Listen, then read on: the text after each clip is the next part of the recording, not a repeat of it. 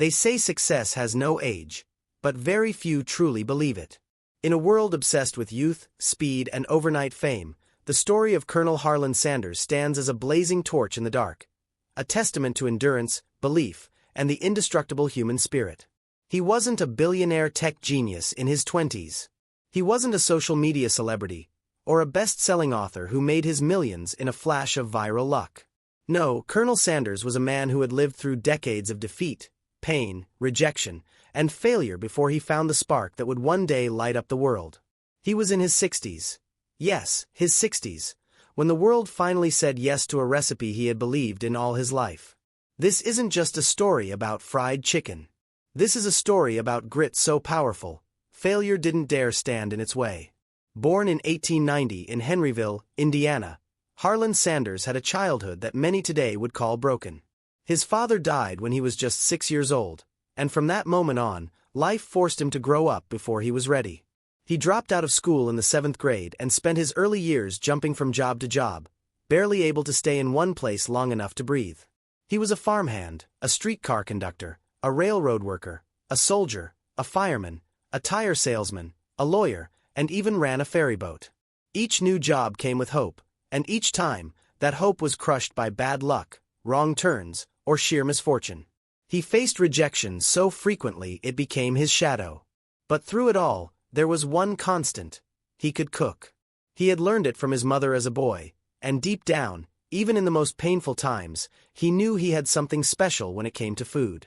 Still, life wasn't ready to reward him. He ran a gas station in Kentucky where he started serving meals to hungry travelers, and word began to spread about his secret blend of herbs and spices. People loved it. They came not just to fill their tanks, but to fill their stomachs. He turned a corner of that gas station into a small restaurant, and soon, his fried chicken became a local favorite. For the first time in a long time, things seemed to be working. He was in his 40s now. Not rich, not famous, but respected. Finally. But life wasn't done testing him. In the 1950s, a new interstate highway was built, one that rerouted traffic away from his restaurant. Almost overnight, the flow of customers stopped. His business crumbled. He was in his 60s now, living off a small $105 Social Security check, sitting in his kitchen with nothing left but a pressure cooker, a handful of ingredients, and a dream that had refused to die. Most people would have given up. Who would chase a business idea at age 65? Who would knock on doors trying to sell a fried chicken recipe after a lifetime of failure? Who would believe they still had time to succeed when the world had already told them they were too old? Colonel Sanders would. He packed up his car and began driving from restaurant to restaurant across the country, offering his recipe to anyone who would listen. He didn't want to sell his chicken, he wanted to share it. He offered a simple deal: use my recipe, and I'll take a small cut from every chicken sold. Sounds fair, doesn't it?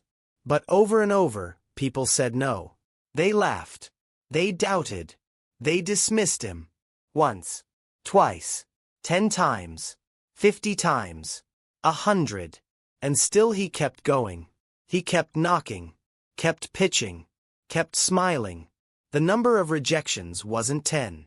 It wasn't 100. It was 1009. Let that sink in. 1009 people told him no. 1009 doors slammed in his face. 1009 opportunities that could have broken his spirit. But rejection didn't kill his dream. It fed it. Because Colonel Sanders understood something most people don't. Rejection is just proof that you're still trying.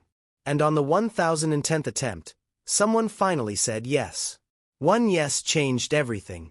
His recipe began to spread. More restaurants signed on. The brand we now know as KFC, Kentucky Fried Chicken, was born. And within a few short years, that man who had failed so many times became one of the most recognized faces in the world. Not because of luck.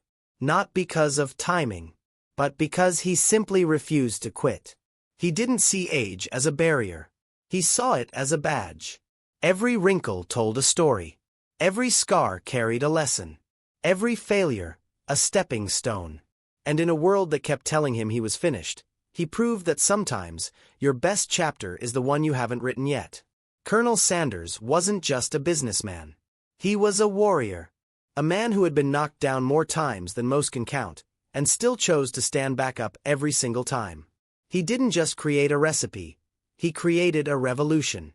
He became the face of persistence, the symbol of second chances, the champion of "it's never too late." And today, millions around the world bite into his chicken without knowing the fire it took to bring that flavor to life. They see the brand, but they don't always see the battle. But you do now, because you've heard his story. And maybe, just maybe, there's a part of you that feels like giving up. Maybe you've heard too many no's, faced too many setbacks. Maybe the world has told you that your time is up, that you're too old, too late, too behind to make a difference. But Colonel Sanders is proof that as long as you're breathing, your dream is still alive. As long as you're willing to keep going, there's still a door out there waiting to open. And who knows? Maybe it's the 1010th. So don't stop. Don't shrink. Don't let time tell you who you are. Let your passion speak louder than your doubts. Let your efforts echo louder than your failures. Because someday, someone's going to look at your story and say, they never gave up. And that's why they won. Just like Colonel Sanders did. But even after success knocked on his door, Colonel Sanders didn't let his past struggles fade into forgetfulness.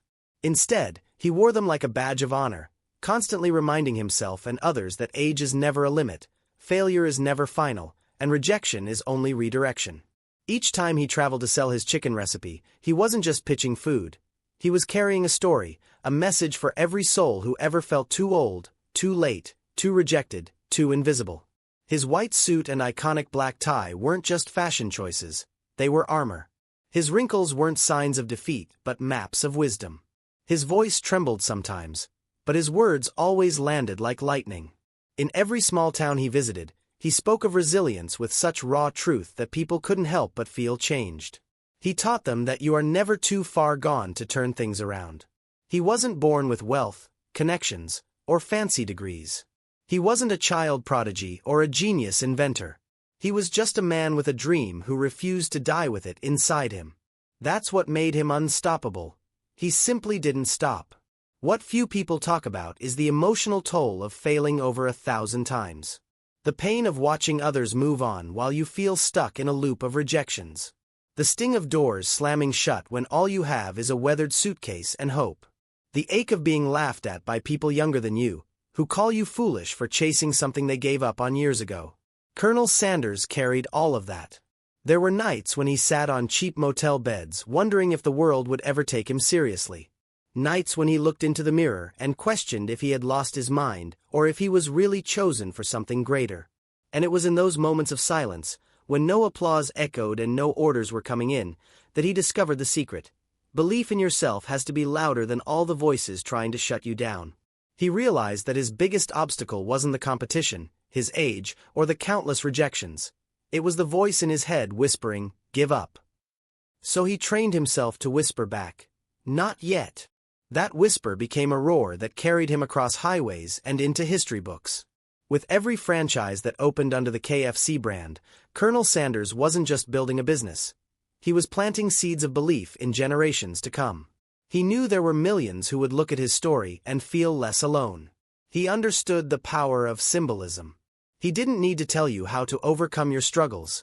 He showed you through action. He proved that life is not a straight path. That sometimes you go in circles, hit dead ends, lose everything, and still rise, like fire from ashes. And he wasn't doing this for fame. He was doing it to give meaning to the years he had spent in obscurity. He wanted every man and woman who felt discarded to look at him and say, "If he could do it, so can I." And those weren't just empty words.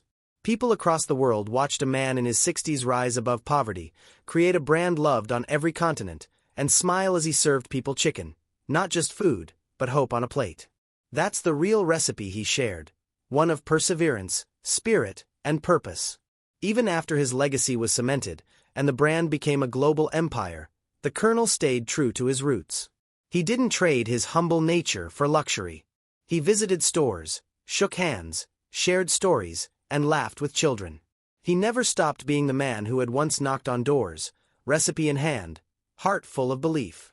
He became a walking reminder that your past doesn't define you, what you do with it does. He taught that success isn't about how fast you reach it, but about how deeply you impact others when you get there. That's why his story remains one of the most powerful motivational journeys of all time. Because Colonel Sanders didn't just fry chicken. He fried excuses. He cooked up courage. He served lessons. And he proved that even after 1,000 failures, one yes can change your entire life, and maybe even the world.